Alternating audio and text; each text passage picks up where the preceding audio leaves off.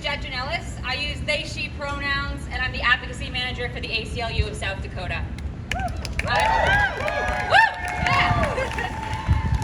I am a white person with chin-length brown hair, dark rimmed glasses, a black tank top, and a yellow baseball cap. The Supreme Court's decision to overturn Roe v. Wade, turning its back on 50 years of precedent, was shameful, enraging, and terrifying. And these words don't begin to describe the hurt and impact this decision will have on the lives, futures, and bodily autonomy of women and all people who can get pregnant. The devastation of this moment and how it will erode so many of our fundamental rights cannot be underestimated.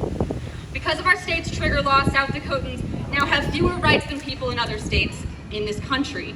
And this is deeply painful to all of us who believe in the right to control our own bodies and to make such deeply personal medical decisions is ours, not the government's.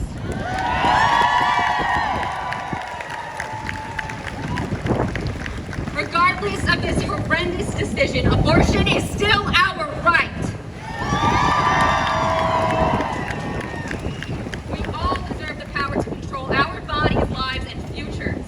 Abortion access should not depend on where we live, how much money we make, or who we are. We know that those who are able to travel out of state are the lucky ones. But as more states ban abortion, traveling to another state to obtain care will be an option for fewer and fewer people.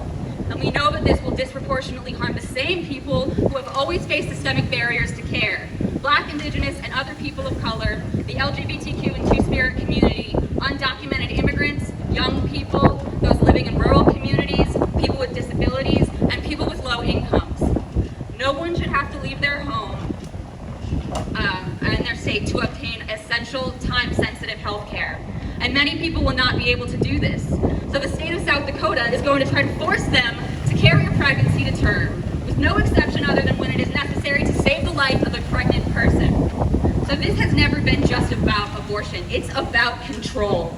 State control of our bodies and our futures. And politicians won't stop there. The same anti-abortion extremists seeking to control the bodies of pregnant people are coming for our right to access birth control and gender-affirming care, marry who we love, to vote, and more.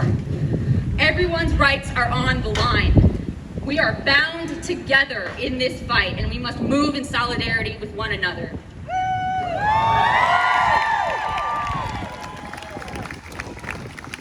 We are not powerless. We have everything we need in each other.